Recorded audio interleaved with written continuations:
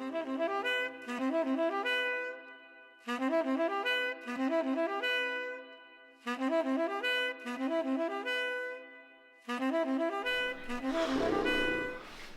go.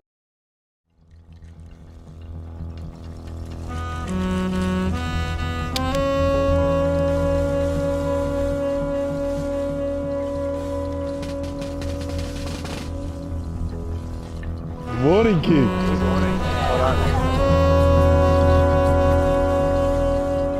I'm in Bondi with the fucking king of Bondi.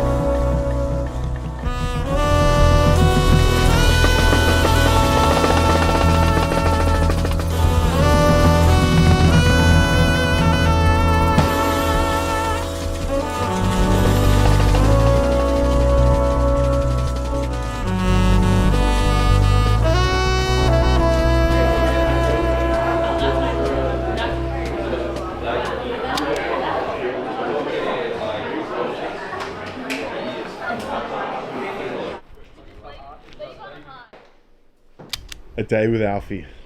It is indeed. A lot of it's behind the laptop or on the phone. Show what really goes on behind the whole ecosystem of your guys' business. 100%. Do you want to run through? Yeah, so if you're creating anything online and if you're looking to sell a service online, there's sort of three ways you can do it. So you've got do it yourself. Say we're taking a fitness offer. Do it yourself is like downloadable PDF, it's a program, it's a nutrition guide, it's a cookbook, anything that you sell and then someone takes into their own hands and they do it themselves. Those are normally unlimitedly scalable because once you've built them, you can sell it 1,000 times. And the delivery of it is literally just the automated fulfillment of it. And then the person or the client who's taking that on does it themselves. Then there's done with you, and that's like a typical coaching service where you're providing more of a service rather than a good, and you actually do it with them. So that's a bit more hand holding. Could be coaching calls, you could be meeting in person if you're a physical in-person PT, just some level of fulfillment where it's done with you. So obviously that's still scalable, particularly if it's online, but you're fractionalizing your time normally. Or you need to outsource the fulfillment to a team. And then there's done for you. So done for you, obviously you can't do within a fitness offer because done for you would literally be doing it for them, which you can't go to the gym, you can't eat healthy and do all those things, but you can in other offers. So if you're working in like more like content creation, partnerships, brand deals, you can have done for you where someone comes in and handles all your brand deals, handles all your partnerships, handles all your filming, handles all your editing. And yeah, not in the fitness offer, but in half of my business, which is in helping other people build their content creation, I'm focusing on how I can deliver a done for you offer, which is sort of the gold of like infrastructure and putting things in place that someone who has no idea about content creation can come into that. And then there's a done for you method or way that they can follow with the help of someone like me. So yeah.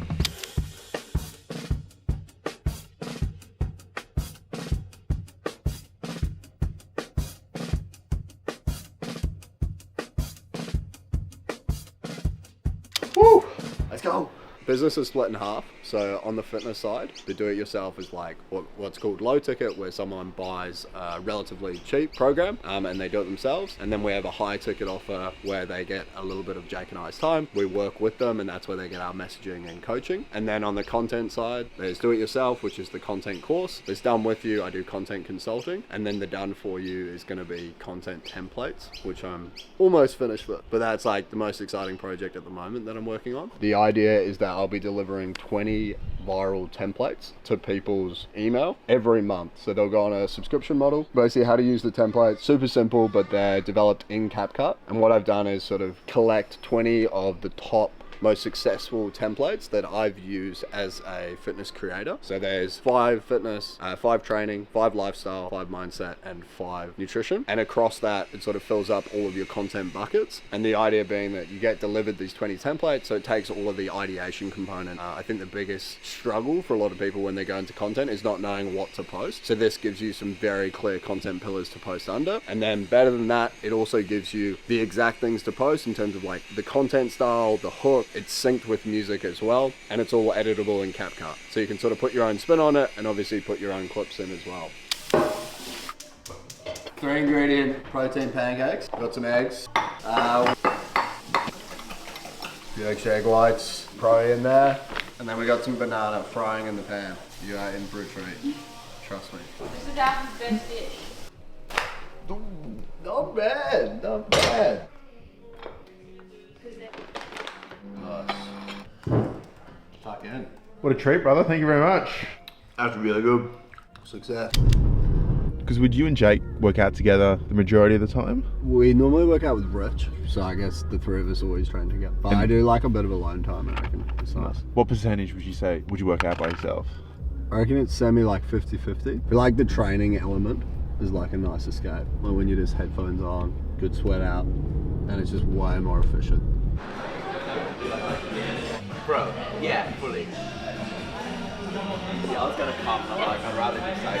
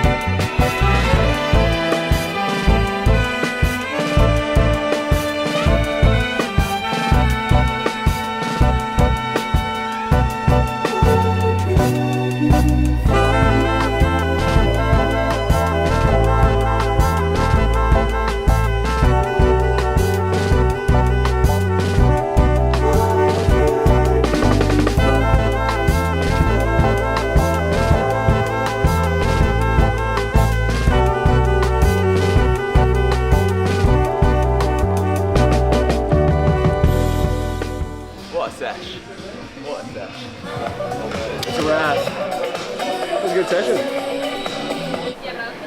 And you make content yourself? Yeah, so I make content myself. More like hybrid sort of high rocks training. Different to how like Alfie trains, but just a different training style. Like there's no perfect way to train, that's just what I do. It's good to like meet with different creators, different people doing the same things as you. It just inspires you to do more. So if any of you guys out there watching these guys, like great guys, respect to these guys, and hopefully you enjoyed the video. Shit, yeah. Nice to meet you. Yeah, I'll see you again soon. But yeah, thanks for that. Yeah.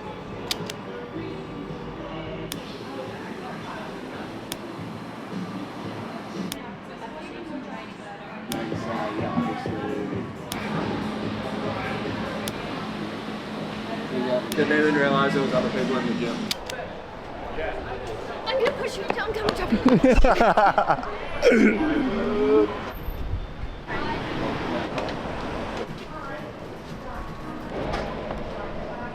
Looks good. Those veggies is a shout. I like that the salmon's on a little... Eggplant. Oh. That's what I got. That's what I'm working with. Let's go.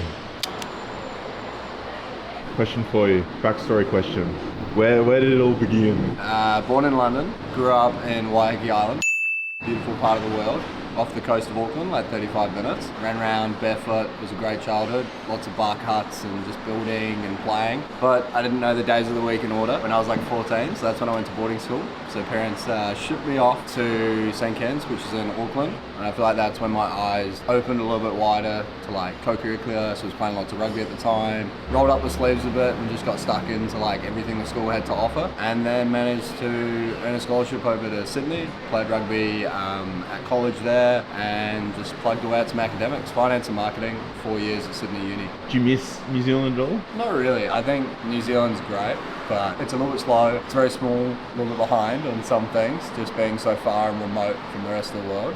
So I think maybe when I'm older and like I have a family and give my children the opportunity I had and the like lifestyle that I had growing up, it'd be nice to go back. But yeah, I feel like we've just been almost like a running advertisement for the life we live out here. And so many friends now are in Sydney as well. It's gonna blow your mind. Just pop it out. And just like that. Your very own laptop shade. Just dial in the sun. Tell me you're a workaholic without telling me that you're a workaholic. That's what you want, mate.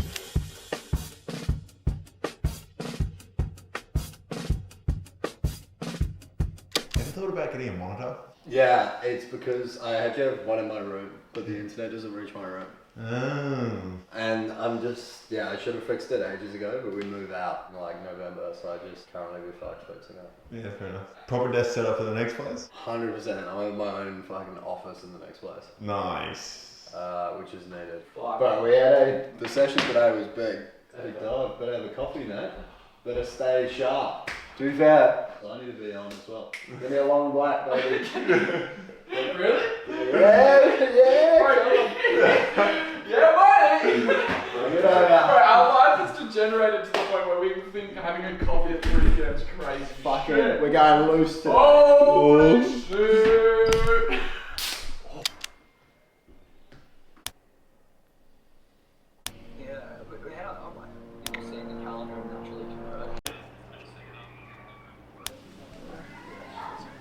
It's really all happening back here. Right, get so. That's good. That's oh shh. Where's my boyfriend? Tell him to hurry up.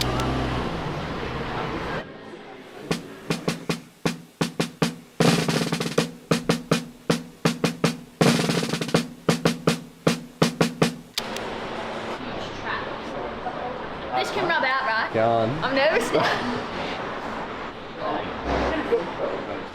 Beautiful. Do I have to write dollars? Feel the Magic is an amazing charity that supports families that are left behind. Probably the best way of thinking of 1 in 20 of Australian kids before they're 17 will either lose a father or a mother. It's about 300,000 kids a year, and what Feel the Magic does is support the families that's left behind. So we support the kids with grief support on how to deal with grief, how to get through it, as well as helping the remaining parent deal with their stresses, understand how to deal with their kid, and allow the kids to fulfill their actual potential without having gone through isolation and mental health issues. Alfie, he jumped on board, which is amazing, did a 30-day challenge and raised 10 grand to help the kids, 10 grand will help the family day camp.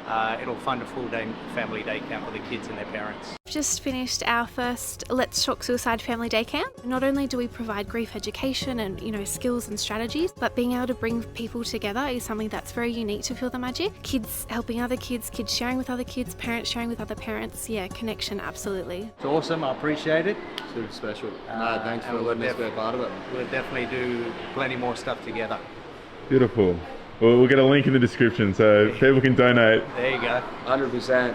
That's really not me. It's everyone who signed up for the 30-day trade for October. So 50% of the profits went through to Feel the Magic. So that's a massive thank you to all of you guys who were a part of the challenge. So yeah, well done, everyone.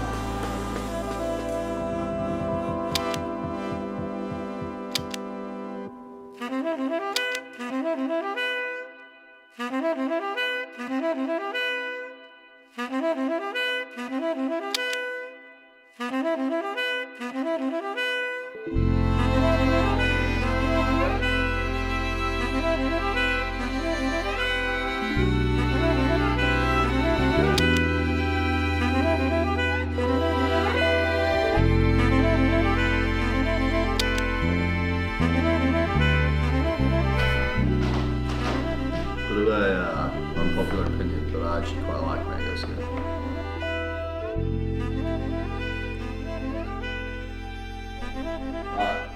Better. Alright, hold on. Chips and Bye, Brie.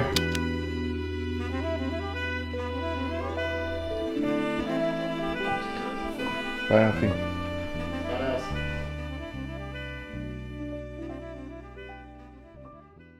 So a big part of going into it was actually documenting an accountability piece. I was doing a 75-day hard challenge, which is why it's Alfie Gets Hard. And I've always sort of trained pretty hard, but the biggest difference for me was like locking in and removing alcohol out of my life. I think abstaining from alcohol has been quite like a defining chapter of the last couple of years. And it definitely comes with, you know, some interesting social challenges and struggles. Going out, you get a lot of social, you know, satisfaction, and you're out there meeting people, and that was like a huge network component for me as someone who used to go out a lot. So I think cutting that out was difficult at the time and took a huge adjustment period. Not necessarily like the withdrawals from alcohol, but I think the social withdrawals, which is one of the like under talked about components of cutting alcohol. But if I compare my life of when I did drink and when I didn't, it's just a way different trajectory. And I think that has just like hit this sort of rolling component that has now triggered everything else. And now the biggest thing of like not drinking is actually just mental and cognitive ability to focus on what's really important in terms of where the business is going. We're like scaling really quick in terms of Pure Body,